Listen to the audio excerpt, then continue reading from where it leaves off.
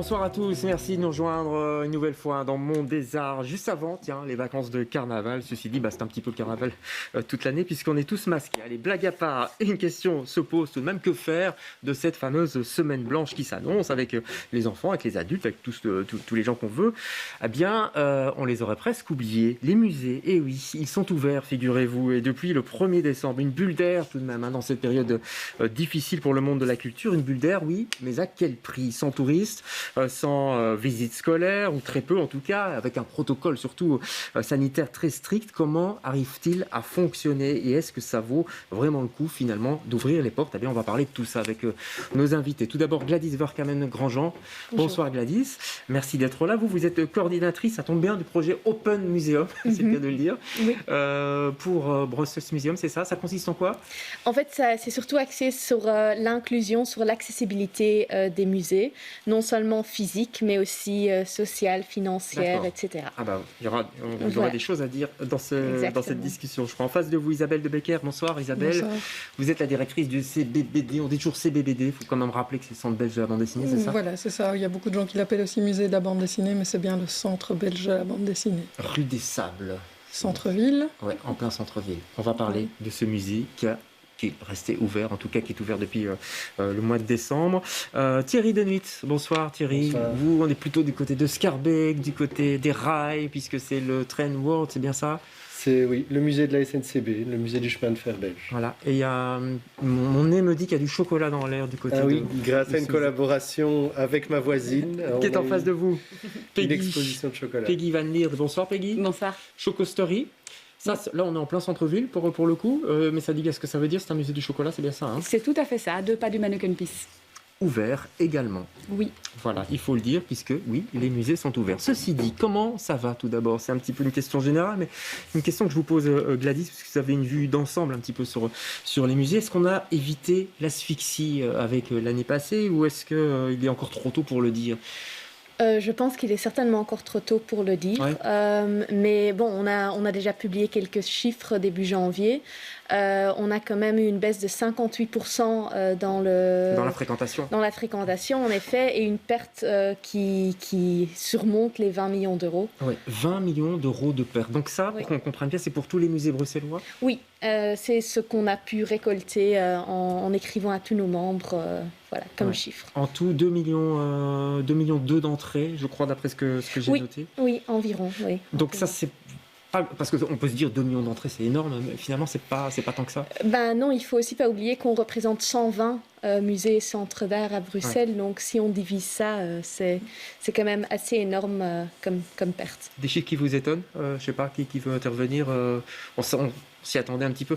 Vous avez chiffré les pertes, vous, par exemple, pour l'année 2020, hein? On a chiffré, bien entendu, on a compté le nombre d'entrées qu'on avait eues, et nous, on est à moins 68% de visiteurs. Et alors, les chiffres bruts, je vais pas les annoncer ici, mais effectivement, voilà, moins 68% de visiteurs. On ne va pas inonder les gens de chiffres, mais enfin des pertes un peu partout, Chocostory. On suit la même tendance de baisse de fréquentation et inévitablement, ça se répercute dans notre chiffre d'affaires puisque pour nous, c'est notre seule source d'entrée. De rentrée financière. Oui, puisque vous êtes un musée privé, évidemment. Un petit peu différent chez vous, on va en parler à Scarbeck. Nous, on a eu de la chance, on n'a fait que du moins 40%, mais c'est parce qu'on est quelque part aussi avec un public belge, donc qui est revenu un peu plus rapidement. Vous vous rendez compte de ce que vous dites? On a de la chance parce qu'on est avec moins 40%, c'est dingue. Hein.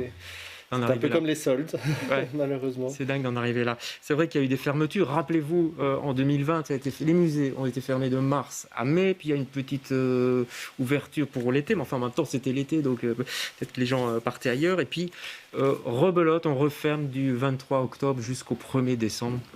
Fermeture. On va parler réouverture pour le 1er décembre. On va parler de tout ça. On va se mettre un peu de baume au cœur quand même. J'ai parlé de chocolat tout à l'heure. On va regarder le petit teasing de l'expo Chocoloco. Ça va nous faire du bien, je crois. Hein? Allez, on regarde.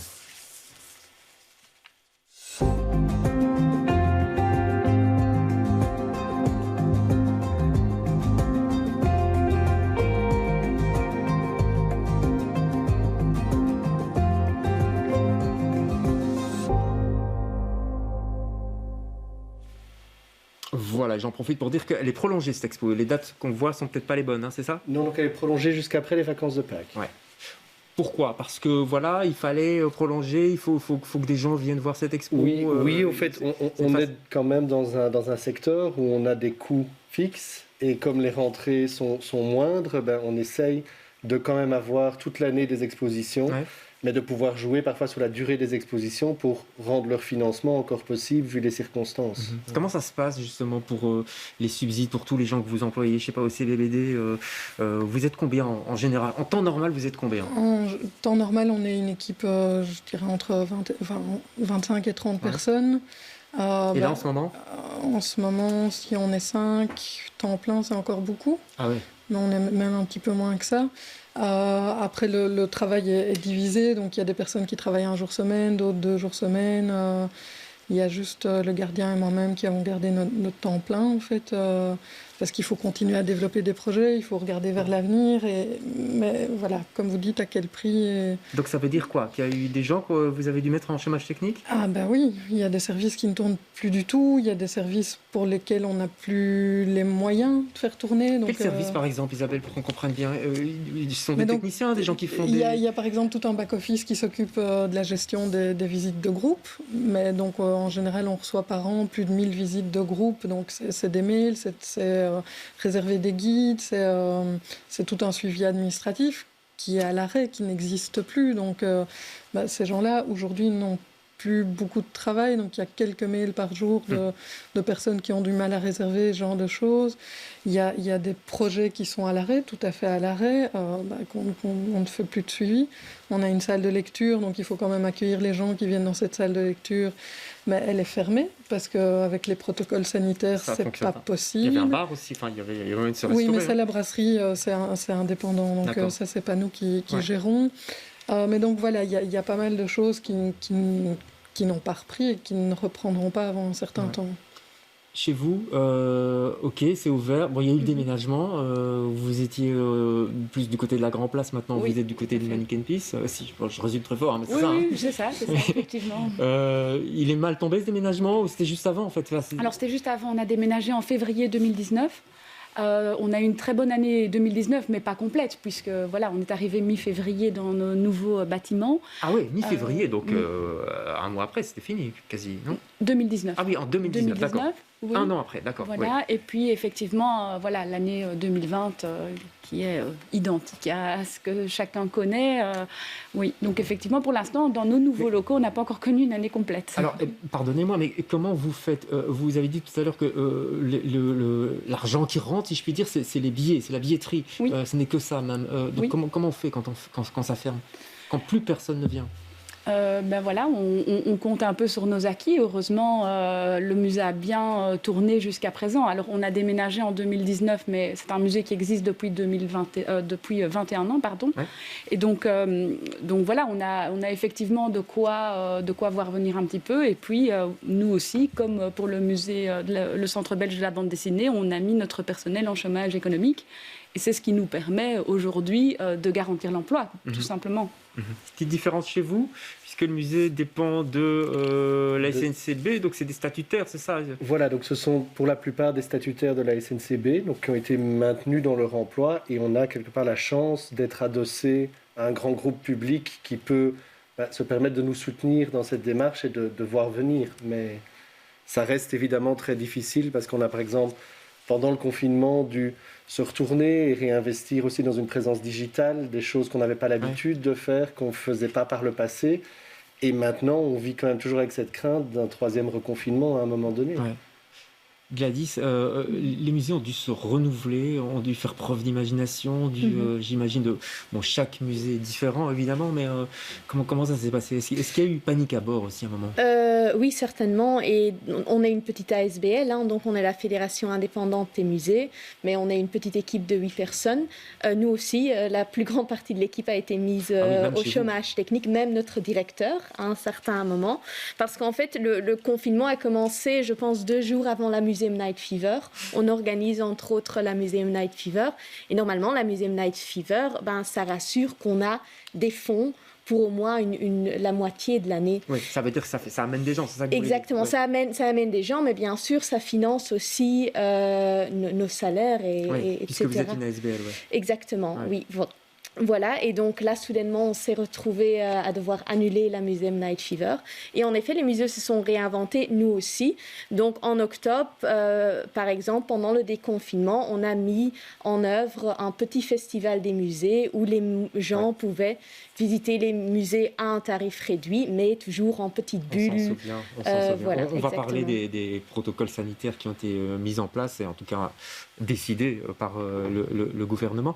J'ai remarqué tout de même que c'est ouvert depuis le 1er décembre. Vous n'avez pas tous ouvert le 1er décembre. Vous, oui, directement, comme un train qui rentre en gare, on y va. C'est facile.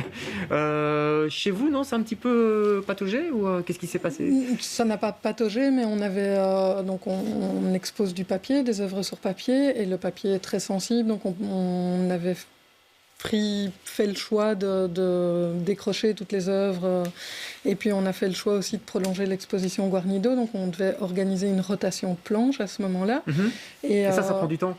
Mais c'est pas une question de temps, en fait, il y a des coûts qui sont liés, il y a des assurances, il y a des transports, et donc on ne voulait pas payer une assurance sans savoir quand on allait réouvrir, parce que on était plusieurs dans le secteur à se dire, bon là on est parti jusqu'à mi-février en fait, donc pourquoi faire venir les planches au mois de décembre ou et les mettre dans des tiroirs? Ça veut dire que ça vous a surpris quand le gouvernement a annoncé l'ouverture des... Oui. Là ça a été un coup de bambou sur la tête là. Ah oui, à ce point-là. Parce que tout allait dans le sens de on va encore restreindre, on va peut-être ouvrir les magasins pour les fêtes, et c'est un peu tombé de nulle part alors qu'il allait y avoir une rencontre avec la ministre une semaine après. Surprise aussi du côté du chocolat? C'était une surprise aussi pour nous, et effectivement on n'a pas ouvert le 1er décembre, on a décidé d'ouvrir le 16 décembre pour les vacances de Noël. Pourquoi? Parce que vous n'étiez pas prête non plus? C'était trop brusque? Non, je pense qu'on aurait pu, enfin on s'y attendait pas, mais on aurait pu mettre les choses plus rapidement en œuvre. On a vraiment pris cette décision délibérée pour une question de rentabilité et pour se dire, voilà, on ouvre quand on sait que le public belge sera au rendez-vous, parce qu'on est un musée en plein centre-ville de Bruxelles, et fatalement, notre public traditionnel principal, c'est un public de touristes au mois de décembre. C'est un public scolaire qui sont les deux publics absents. Et donc, on a dû tirer les conséquences des mois de septembre et octobre et se dire, OK, jouons la sécurité pour la fin de l'année. Et donc, on a fait ce choix de n'ouvrir que pendant les vacances. C'est vrai, vous le rappelez, pas de touristes. C'est quand même... je ne sais pas quelle proportion ça a dans les visiteurs des musées bruxellois, les touristes, mais j'imagine... Oui, énorme. Par exemple, aussi, on s'occupe de la Brussels Card. Donc la Brussels Card, c'est cette carte typique 24, 48, 72 heures que les touristes achètent dans leurs hôtels, etc. On fait ça en collaboration avec Visite Brussels. Donc là, plus rien. Plus rien du tout. Alors que c'est aussi normalement une de nos sources financières aussi pour... continuer à travailler en tant que fédération des musées. Donc, Et même au-delà des touristes, quand vous apprenez par exemple la fermeture des frontières pendant un mois, comme on le vit pour l'instant, j'imagine que ça ne vous fait pas rigoler, ça? Non, pas du tout. Il n'y a pas envie de rire. Non. On vous comprend. Parce que ça représente 70% des visiteurs chez nous. Je pense que c'est à peu près... Les Français, les Hollandais, les gens pays qui limitrophes. Pour une journée, quoi, par exemple. Oui. Alors, le protocole sanitaire, ça c'est quelque chose quand même, on comprend, c'est normal évidemment, mais donc il a fallu... il faut respecter la bulle, il faut respecter le fameux 1,50 m, il faut installer aussi du matériel pour se laver les mains, etc. C'est ça. Ça, c'est à la charge des musées, évidemment. Vous aviez un budget pour ça? On vous a aidé du côté du CBBD? Oui, il y a Visite Bruxelles qui a mis en place des fonds de soutien. Suffisant?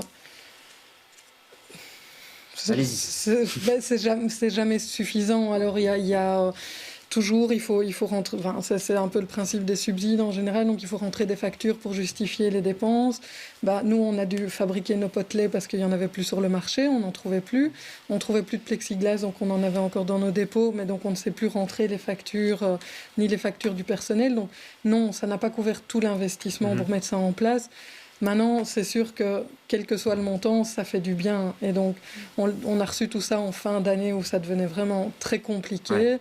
voilà, ça fait du bien de pouvoir couvrir des dépenses. On ne s'attendait pas qu'elles soient couvertes, en fait. Il y a effectivement ce protocole sanitaire qui impose aussi un parcours dans les musées. Et là, ça peut poser aussi problème parce que le parcours, ça fait partie intrinsèquement du musée, Gladys, non? Oui, pour l'instant, on ne peut pas le choisir soi-même. Ouais. Et j'en parlais tantôt avec Isabelle aussi. Parfois, ça fait aussi que quand on parle d'accessibilité physique, ça rend la visite à un musée beaucoup plus difficile, par exemple pour les personnes en chaise roulante. Donc, on voit de nouveau qu'il y a certaines mesures qui, si elles le veulent ou pas, vont exclure certains publics cibles. Et ça, c'est très dommage. Quelque chose, vous sentez ça aussi, la contrainte due au parcours? Et chez nous, on a un musée où les gens peuvent librement passer, je dirais, d'un côté d'une locomotive ou de l'autre. Et maintenant, on les oblige à faire tout un parcours. Et c'est non seulement contraignant pour nous et pour tous les publics qui ont besoin d'assistance et autres, mais aussi pour le visiteur. Ça le force vraiment à aller dans chaque recoin du musée, là où il ne serait peut-être pas allé naturellement. Ouais. Bon, le visiteur, je dis le visiteur, les visiteurs, est-ce qu'ils sont là? Je sais pas moi, hier, il y a eu combien de gens chez vous, par exemple? Vous avez compté? Hier, il y en a eu un peu moins de 50. Moins de 50. Mais les week-ends, ils sont là. Les vacances de Noël, ils étaient là. Maintenant, c'est vrai qu'en semaine, c'est un petit peu compliqué parce que les gens travaillent, les enfants sont à l'école, les jeunes aussi. Et donc, quand ils sont à l'école? Oui, enfants, mais ouais. Ou sinon, ils sont devant leurs ordi en cours à distance. Mais voilà, en semaine, c'est un petit peu compliqué. Donc, on est content de les accueillir le week-end et on est content de l'arrivée des vacances aussi. Donc, on est un petit peu ric-rac pour le dire vulgairement. Même chose, visiteurs, c'est dur ou quoi? Hier, par exemple, combien de gens? 35 personnes hier. 35 personnes. Ça fait mal au cœur Oui, ça fait mal au cœur parce que après, à côté de ça, on a une équipe hyper motivée et donc ça fait plaisir à voir.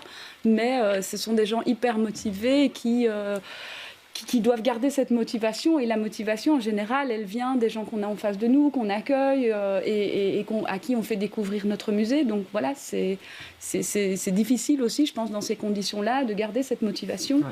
Ouais. Mais bon, on l'a, heureusement.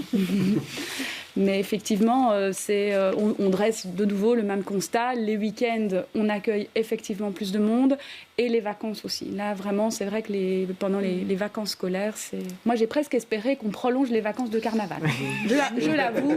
J'y pensais. Je me dis, ah oui, pour vous, ce serait pas mal. Et on a entendu qu'à partir de l'année prochaine, et c'est une bonne nouvelle pour notre secteur. C'est en discussion, oui.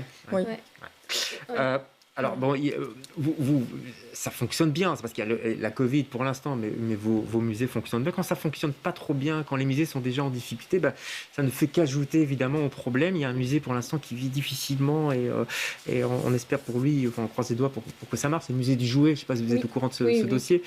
On leur a rendu visite il n'y a pas tellement longtemps. C'est Axel Ramdonk, la fille, je crois, du fondateur, que nous avons rencontré. C'est un reportage de Philippe Jacques, regardez. Ce bâtiment abrite un trésor. Des milliers de jouets, souvent centenaires. Les plus anciens remontent à 1860. Une collection exceptionnelle constituée en 40 ans par André Ramdonk. Voilà une vitrine très particulière qui est composée d'objets, de jouets religieux.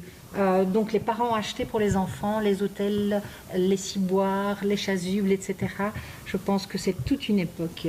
Le problème, un litige juridique entre le propriétaire du bâtiment, la commission communautaire française, la COCOF, et la famille d'André Ramdonk, décédé cet été. La COCOF a supprimé les subsides, considérant qu'il s'agit d'une collection privée et non d'un musée, même s'il accueille 25 000 visiteurs par an. Aujourd'hui, l'activité est menacée.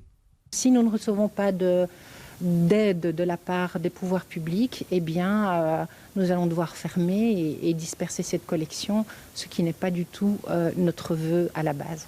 Autre souci, le bâtiment décrépit. La COCOF reconnaît un manque d'entretien, mais reproche en revanche un non-respect des normes de sécurité. La commission doit décider prochainement si elle rénove ou si elle vend la maison.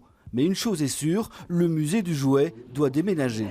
Nous avons besoin d'un bâtiment aux normes au centre de Bruxelles, d'environ 800 mètres carrés, dans lequel nous pourrions déménager les collections actuelles et donc, je dirais, réactualiser un petit peu le parcours, refaire des choses à caractère plus muséal, c'est-à-dire plus d'explications.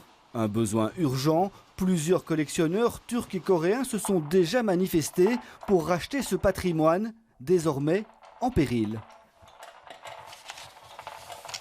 Voilà, j'ai vu l'œil de Thierry Denis qui a frémi quand il a vu un train. C'est dingue, vous êtes un fou de train, vous, hein. Même les petits. Hein. Ah oui, mais on en a des petits, mais on n'en a jamais assez. Donc voilà. On va essayer de prendre une note positive quand même dans ce débat. Les gens redécouvrent aussi les musées parce que quelque part ils n'ont plus trop le choix. Il n'y a pas de cinéma, il fait froid en plus, il n'y a pas de théâtre, donc on va plus au musée. Enfin, oui, j'ai quand même cette impression. On voit très bien que les visites sont complètes pendant les week-ends, pendant les vacances. Et ce qu'on remarque, c'est que les gens en ont probablement marre d'aller se promener au parc. Il fait froid, comme vous le dites très bien. Et en plus, c'est le moment d'aller avec son ami ou peut-être même avec son premier date. À un musée. Son premier date y a pas mal de gens qui sont sur les applications de dating et comme il n'y a pas beaucoup d'options pour se rencontrer, on se rencontre plus au bar. On se dit que son premier date se fait dans un musée. Ah, c'est marrant ça. Donc, voilà. Pour la Saint-Valentin, ça peut être une idée. Ça. Oui, pourquoi pas. Rendez-vous au musée du chocolat, enfin chez Chocostory par exemple. Voilà, effectivement, on a prévu des petites pralines en forme de cœur pour la Saint-Valentin. C'est tout indiqué. Et un autre effet positif aussi, peut-être, c'est la collaboration qui peut naître entre des musées, parce qu'on a vraiment senti que les musées étaient prêts à se serrer les coudes. Et donc, on a l'exposition Chocoloco, qu'on a aidé à mettre sur pied au Train World. Mais par exemple, avec le musée de la BD, cet été aussi, on a fait une campagne de communication commune avec Mini Europe, avec l'Atomium. On a fait venir des blogueurs. C'était l'occasion vraiment de se dire on est tous dans le même bateau, on va serrer les coudes. Et ça aussi, c'est quelque chose de positif. Je voulais poser la question, c'est un milieu solidaire, le milieu des musées, parce qu'on sait que vous avez aussi des financements différents. Il y a les musées communaux, il y a des musées provinciaux, mais ça, c'est pas ici, vraiment à Bruxelles. COCOF, complètement privé. Enfin, je veux dire, il y a des couches différentes où vous connaissez tous. Comment ça se passe ? On ne se connaît pas tous. Moi, je suis là depuis 1 an, donc. Vous êtes la petite nouvelle. Je suis la petite nouvelle. Mais effectivement, il y a clairement de l'entraide. On peut facilement passer un coup de fil. Alors, ce que moi je fais généralement, c'est que j'appelle le Conseil bruxellois des musées. Je demande qui je pourrais appeler, qui pourrait m'aider pour telle ou telle question. On me donne les contacts et. Donc oui, là j'ai reçu, on a eu un très beau don dans notre musée. Enfin voilà, c'est ah oui, carrément des dons. Pas de collection, hein, mais de mobilier. Enfin voilà, il y a des choses qui se passent qui sont très agréables. Oui, Peggy ? Oui, je dirais qu'en fait, effectivement, on a des sources de financement différentes, mais ça n'empêche pas une collaboration. Et donc, malgré ça, malgré nos différenciations, on va travailler ensemble. Et les projets que Brussels Museum met sur pied, c'est un exemple parfait de collaboration. Les nocturnes, par exemple, nous, on va aller se tourner vers les musées de la ville pour savoir quelle date ils ont choisi pour ouvrir le jeudi soir, et on va se calquer, on va prendre la même date. Donc voilà, alors qu'on on se tourne pas le dos. Pas du tout.